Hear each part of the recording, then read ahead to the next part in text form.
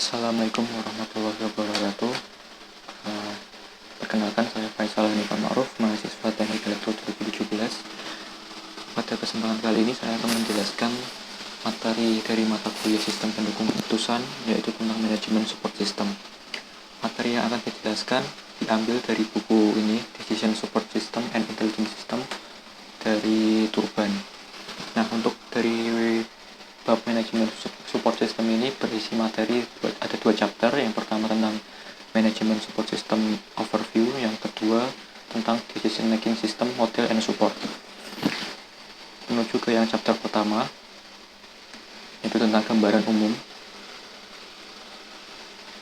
Nah, ini menurut Harah ini ada komponen-komponen yang atau skema terkait manajemen support system, yaitu ada data warehouse atau gudang data, ada data mining yaitu tentang pengumpulan data, business intelligence, transaction processing system, customer relationship management, dan decision support system.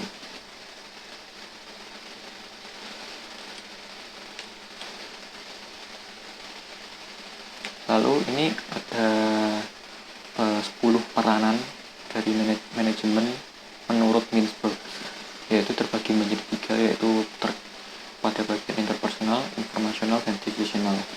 Untuk di interpersonal tersendiri, sini ada figurehead, kemudian leader atau pemimpin, dan liaison itu terkait dengan hubungan.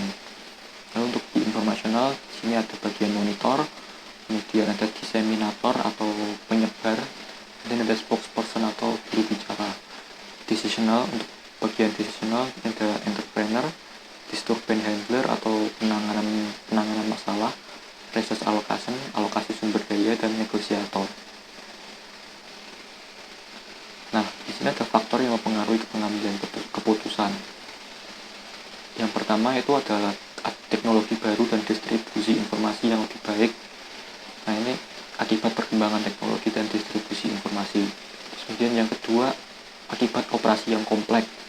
Nah, jadi karena operasinya kompleks, di sini menyebabkan kemungkinan jumlah kesalahannya pun semakin tinggi. Yang ketiga yaitu ekonomi dan pasar global yang berubah dengan cepat. Terus kemudian yang ketiga, meningkatkan regulasi pemerintah dibarengi dengan ketentuan politik. Kemudian apa sih yang ditawarkan oleh sistem pengambilan keputusan ini?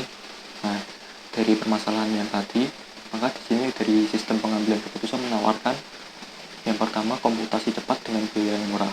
Kemudian ada kolaborasi dan komunikasi kelompok, meningkatkan produktivitas, dan dapat mengakses informasi dari beberapa database dan data warehouse, kemampuan untuk menganalisa berbagai alternatif dan menerapkan manajemen risiko, kemudian manajemen sumber daya perusahaan, dan alat untuk mendapatkan dan mempertahankan keuntungan secara kompetitif.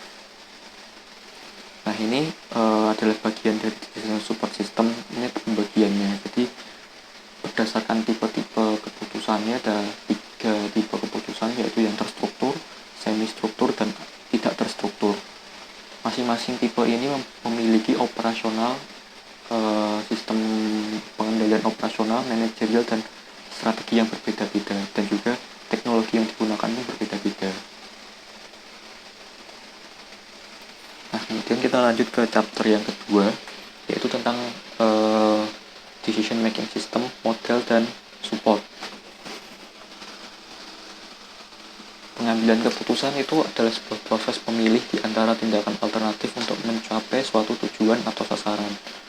Nah, untuk pengambilan keputusan ini dibagi menjadi 4 fase, yaitu intelligence, design, choice, dan implementation. Nah, ini adalah skema alurnya dari pengambilan keputusan. Nah, 4 fase itu tadi yang terkenal itu dikemukakan oleh Simons, atau terkenal dengan Simons 4 Phase of Decision Making and Web. Nah, ini seperti ini gambaran umumnya. Lalu kita masuk ke tahapan yang pertama, yaitu tahapan fase intelijen. Nah, di sini apa sih yang dilakukan? Yaitu yang pertama, melakukan pemindaian lingkungan atau pengamatan lah. lalu kemudian menganalisa tujuan organisasi, melakukan pengumpulan data, melakukan identifikasi masalah. Setelah masalah diidentifikasi, kemudian dikategorikan, dikelompok-kelompokkan, apakah itu masalah terprogram atau tidak terprogram, dan diuraikan jadi bagian yang kecil-kecil. Kemudian menilai kepemilikan dan tanggung jawab untuk penyelesaian masalah tersebut. Kemudian fase yang berikutnya, jadi setelah fase intelijen ada fase desain. Jadi setelah tadi masalah teridentifikasi dan terkelompokkan, di sini fase desain mengembangkan tindakan alternatif. Jadi di sini tindakan alternatifnya kira-kira apa saja. Kemudian menganalisis solusi yang potensial, kemudian membuat pemodelan, uji kelayakan, validasi hasil. Nah, juga ada memilih prinsip pilihan, yaitu tentang menetapkan tujuan, menggabungkan ke dalam model, penilaian dan penerimaan resiko, dan kriteria dan kendala.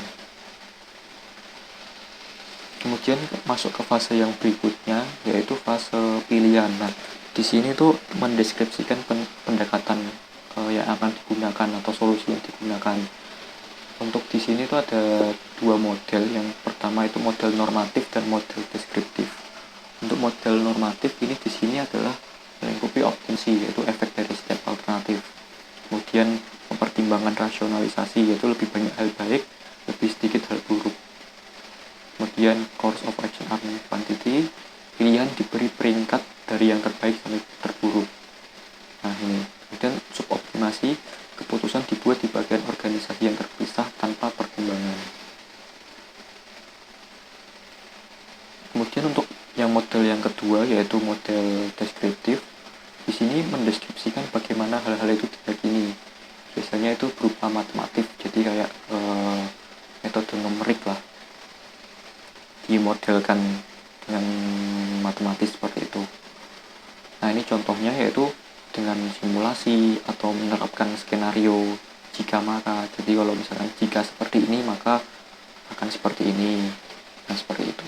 Kemudian bisa menggunakan peta kognitif dan mengemasnya dalam bentuk sebuah narasi. Itu untuk model deskriptif. Nah di sini dalam pengambilan dalam tahap pilihan itu menentukan tindakan, yaitu analisis secara teknis, kemudian algoritma yang digunakan, ini ada heuristik, kemudian pencarian buta, dan melakukan analisis ketahanan. Selanjutnya yaitu ada fase implementasi, yaitu di fase penerapannya, yaitu menempatkan solusi tadi untuk pekerjaan. Jadi solusi tadi yang sudah didesain, sudah dipilih, kemudian coba diimplementasikan. Nah di sini yang dinilai apanya, yaitu berurusan dengan hambatan, bagaimana nanti hambatannya, kemudian pelatihan pengguna, jadi untuk pengguna keputusan tadi, kemudian dukungan manajemen atas. Nah ini secara skemanya dari keempat fase itu kalau digambarkan jadi seperti ini fase-fasenya. Ini yang sebelah kanan ini adalah teknologi support yang digunakan. Ini akan dijelaskan di slide berikutnya, yaitu untuk fase intelijen. Ini sistemnya ini bisa ada dua tipe ya. Untuk yang pertama kalau otomatis itu bisa melakukan dengan data mining dengan ini sistem pakar, CRM atau neural network. Dan kalau misalnya dilakukan secara manual itu bisa memakai OLAP atau KMS. Dan untuk pelaporannya dengan routing dan ad hoc.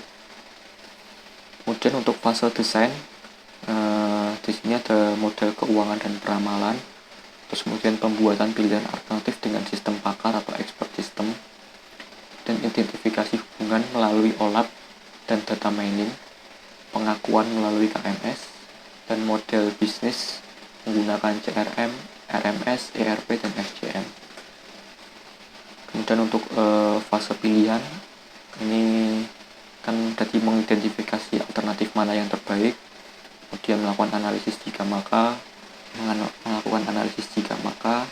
Nah itu dapat menggunakan sistem ini KMS, GSS, CRM, ERP, dan SCM. Dan fase implementasi itu di sini melibatkan komunikasi, kolaborasi, dan oleh sistem KMS, expert system atau GSS. Itu saja yang dapat saya sampaikan terkait materi manajemen support system. Terima kasih. Assalamualaikum warahmatullahi wabarakatuh.